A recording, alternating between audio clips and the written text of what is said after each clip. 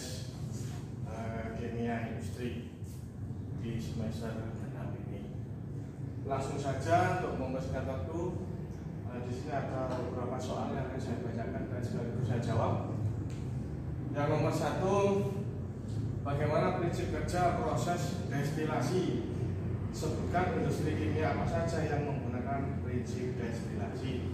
Nah, di sini saya sudah menyiapkan beberapa jawaban, yaitu cara pemisahan antara zat cair terhadap campurannya menurut perbedaan titik ataupun kemampuan zat untuk menguap.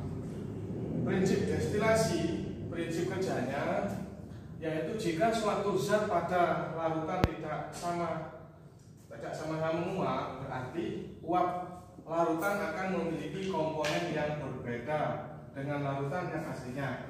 Apabila salah satu dari zat menguap, berarti pemisahannya akan terjadi secara sempurna.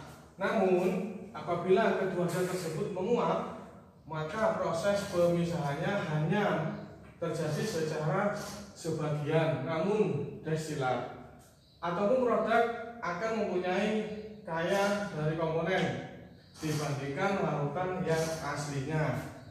Contoh industri kimia yang menggunakan prinsip katalis. Yang pertama yaitu Pertamina. Adapun contohnya, contoh industri kimia yang menggunakan prinsip destilasi, yaitu yang pertama ini ada Pertamina, pengolahan minyak bumi menjadi bensin, solar, diesel dan lain-lainnya. Yang kedua ada industri gula, pengolahan tebu menjadi gula, memanfaatkan katalis untuk adapun yang kedua yaitu industri gula, pengolahan tebu menjadi gula, memanfaatkan destilasi untuk menguap molekul air. Untuk yang ketiga, industri garam, memanfaatkan destilasi untuk penguapan air laut menjadi kristal. Baik, langsung saja kita lanjut yang nomor 2, soal nomor 2. Di sini saya akan menjelaskan sebagian besar industri ini yang menggunakan katalis dalam proses produksinya. Jelaskan bagaimana peran katalis dalam proses produksi serta pengaruhnya terhadap efisiensi industri. Saya sudah menyiapkan dalam bidang industri, katalis digunakan untuk mempercepat reaksi kimia tanpa harus menaikkan suhu ataupun mengganggu keseimbangan kimia. Penggunaan katalis dapat mereduksi biaya produksi dan juga menghemat energi. Dalam bidang industri, katalis digunakan dalam pembuatan asam sulfat dan juga amonia. Pembentukan asam sulfat berupa reaksi kimia yang berlangsung sangat lambat sehingga digunakan katalis vanadium oksida atau silika untuk mempercepatnya. Baik, kita lanjut ke soal yang berikutnya nomor 3. Jelaskan prinsip dasar adsorpsi pada industri kimia yang melibatkan proses adsorpsi. Nah, adsorpsi merupakan peristiwa di mana suatu zat menarik zat lain yang berada di sekitarnya untuk berinteraksi dan berkaitan dengan zat tersebut. Proses adsorpsi ini dapat terjadi antara zat yang berada dalam satu fase seperti padat dengan padat atau zat yang berbeda fase, misalnya padat dengan cair. Adapun prinsip kerja adsorpsi yaitu absorpsi terjadi dikarenakan adanya ketidakstabilan atau dalam bahasa ilmiah dinamakan residual forces pada permukaan suatu zat absorben, di mana adanya kestabilan itu membuatnya cenderung berkaitan dengan zat lain yang cocok untuk mencapai kestabilan. Contohnya, penjernih air tawas biasanya digunakan pada perusahaan air bersih. Yang kedua yaitu penggilingan logam berat. Absorpsi ini juga dikembangkan untuk mengatasi masalah pencemaran pada air limbah industri yang mengandung logam berat serta mempunyai potensi bahaya di dalam mencemari lingkungan.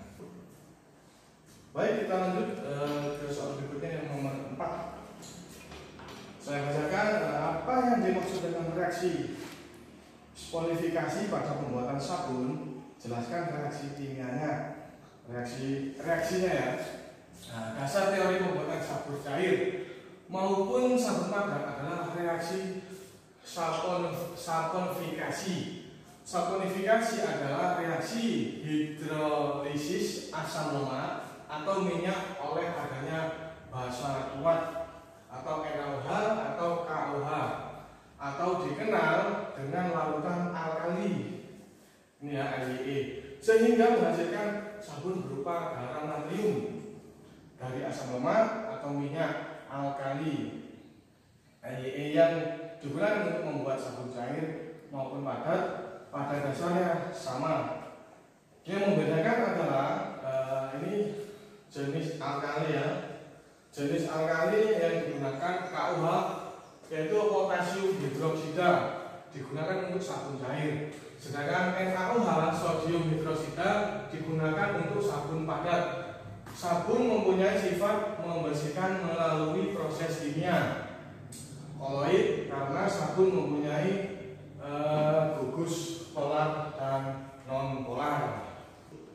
Baiklah, saya lanjut ke soal yang terakhir yang nomor 5, yaitu limbah deterjen mengandung beberapa senyawa, diantaranya ABS dan senyawa fosda. Jelaskan bagaimana pengaruh kedua senyawa tersebut terhadap lingkungan serta tanamannya.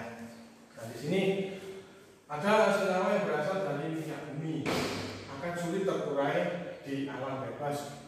Contohnya ya, seperti senyawa alkyl benzene sulfonates atau yang disebut ABS, yang banyak digunakan pada deterjen anti noda sebagai alternatifnya.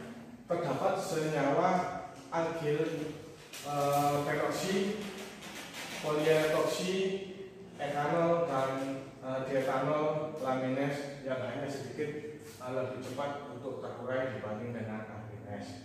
Berbagai senyawa buatan deterjen dapat menyebabkan berbagai penyakit, contohnya iritasi kulit, iritasi mata,